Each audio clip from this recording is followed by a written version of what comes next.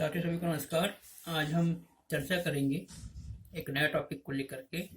और आज हम चर्चा करने के लिए तैयार हैं बुद्धि परीक्षाओं के प्रकार पे।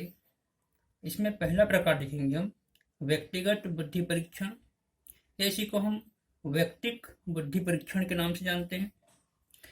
ये क्या है? ऐसा बुद्धि परीक्षण जिन्हें हम एक समय में एक ही व्यक्ति पर प्रयोग कर सकते हैं, तो उन्हें हम व्यक्तिक बुद्धि परीक्षण के नाम से जानते हैं। ऐसे बुद्धि परीक्षण वाचिक यानी शाब्दिक तथा अवाचिक यानी अशाब्दिक हो सकते हैं। इसी को हम वर्बल या नॉन वर्बल के नाम से जानते हैं। परंतु एक समय पर किसी एक व्यक्ति की जांच हो सकने के कारण इस परीक्षण में समय अधिक लगता है। इसका सर्वप्रथम प्रारंभ अल्फ्रेड बिने ने किया। बुद्धि तथा बुद्धि परीक्षण में सर्वाधिक सराहनीय कार्य अल्फ्रेड बिने द्वारा किए गए। व्यक्तिक बुद्धि परीक्षण के दो भेद हैं। एक है वाचिक बुद्धि परीक्षण, इसको हम शाब्दिक परीक्षण के नाम से जानते हैं। इसी को हम वर्बल के नाम से जानते हैं। ये क्या होगा? प्रथम व्यक्तिगत वाचिक बुद्धि परीक्षण सन 1905 में अल्फ्रेड बिने ने साइमन के साथ मिलकर के बनाया और परीक्षण का नाम बिने साइमन बुद्धि परीक्षण रखा गया। वाचिक बुद्धि परीक्षणों में अधिकांशतया शब्दों एवं वाक्यों का उपयोग होता है। उन्हें हम वाचिक बुद्धि परीक्षण कहते हैं। इनका उपयोग हम व्यक्तिक एवं सामूहिक दोनों बुद्धि परीक्षणों के रूप में कर सकते हैं। इन बुद्धि परीक्षणों में एक प्रमुख बाधक तत्व यह है कि इनका प्रशासन छोटे बालकों, अनपढ़ व्यक्तियों तथा संबंधित भाषा न जानने वाले व्यक्तियों पर नहीं कर सकते हैं। इस परीक्षण के प्रमुख उदाहरण मोहसिन एवं जोशी के परीक्षण हैं। दूसरा हमारा है अवाचिक, या इसी को हम अशाब्दिक बुद्धि परीक्षण कहते हैं। इसी को हम नॉन वर्बल बुद्धि परीक्षण कहते हैं। ये कैसा होगा भाई? अशाब्दिक अथवा अवाचिक बुद्धि परीक्षण जिनकी रचना में भाषा, शब्द हैं, वाक्य हैं आदि का प्रयोग नहीं किया सकता। यहाँ पर भाषा, शब्द, वाक्य आदि का उपयोग नहीं किया सकता। उन्हें हम अशाब्दिक बुद्धि परीक्षण कहते हैं। निष्पादन बुद्धि परीक्षण को भी हम अशाब्दिक बुद्धि परीक्षण के अंतर्गत रखते हैं। इनका उपयोग पढ़े लिखे व्यक्तियों के अलावा अनपढ़ व्यक्तियों, गूंगे, बहरे यानी दिव्यांग व्यक्तियों पर भी हम कर सकते हैं। इस परीक्षण में निम्न बुद्धि परीक्षण होते हैं। नंबर 1, वस्तु संयोजन परीक्षण। इसमें वस्तुओं को जोड़कर एक सार्थक वस्तु का निर्माण करने के लिए कहा जाता है। दूसरा है ब्लॉक बिल्डिंग टेस्ट।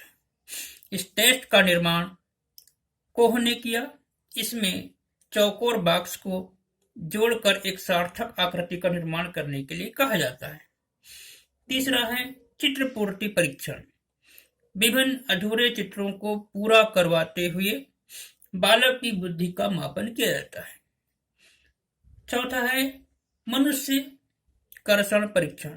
इस परीक्षण को ड्रा ए मैन टेस्ट भी कहा जाता है, जिसमें मनुष्य नुमा आकृति का चित्रण करने के लिए कहा जाता है।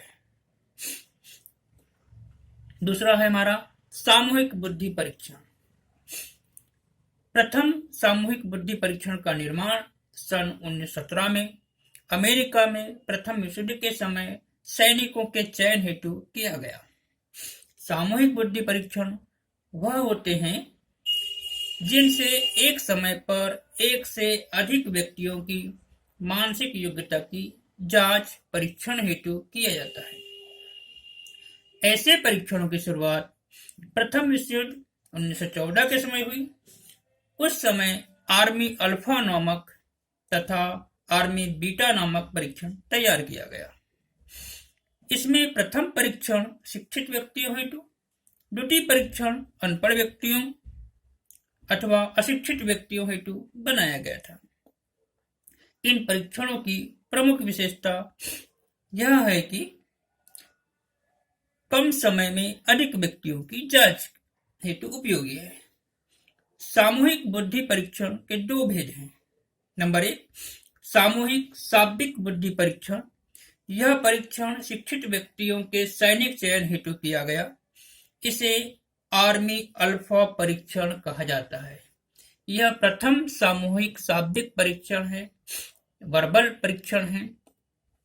इस परीक्षण में पहली बार 2 नवीन शब्दों का प्रयोग हुआ। नंबर 1, बेसल वर्ष और नंबर 2, टर्मिनल वर्ष। दूसरा है सामूहिक अशाब्दिक बुद्धि परीक्षण। इसका निर्माण 1917 में अमेरिका में अशिक्षित व्यक्तियों के सैनिक चयन हेतु किया गया। अतः इसे आर्मी बीटा परीक्षण भी कहते हैं। अन्य बुद्धि परीक्षण को देख लेते हैं। नंबर 1, मिश्रित बुद्धि परीक्षण।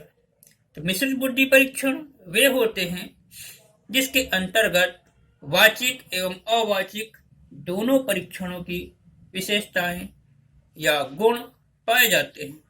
इस बुद्धि परीक्षण का प्रमुख उदाहरण वेसलर बुद्धि परीक्षण तथा पीए मेहरोत्रा परीक्षण है। पूछ लेगा वेसलर बुद्धि परीक्षण तथा पीए मेहरोत्रा परीक्षण किसके अंतर्गत आएंगे? तो मिश्रित बुद्धि परीक्षण के अंतर्गत।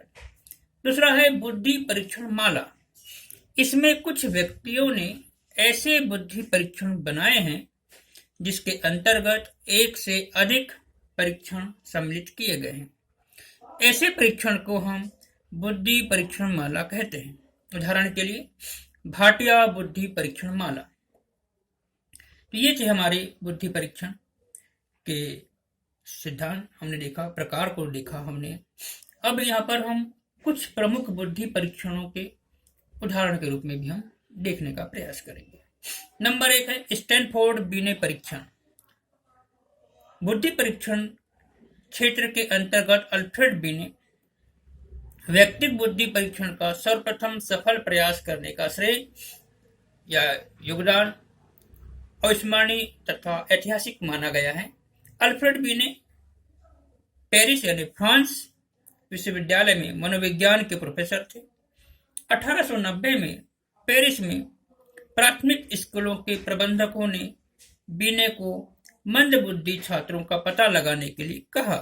तत्पश्चात अल्फ्रेड बिने ने अपने सहयोगी मनोवैज्ञानिक थियोडोर साइमन के सहयोग से 1905 में बिने साइमन मानक्रम का निर्माण किया। प्रारंभ में इस परीक्षण द्वारा बच्चों या बालकों में भाषा की योग्यता तथा चिंतन का मापन होता था। बाद में संशोधन होने के पश्चात 2 वर्ष से लेकर प्रौढ़ तक के चिंतन का मापन होने लगा। इसमें शाब्दिक चिंतन, अमूर्त चिंतन, अल्पकालीन स्मृति आदि पर आधारित प्रश्न होते हैं। ये था हमारा स्टैनफोर्ड बिने का परीक्षण। आगे हम अगले कक्षा में देखेंगे। तो आप सभी का धन्यवाद, शुभकामनाएं।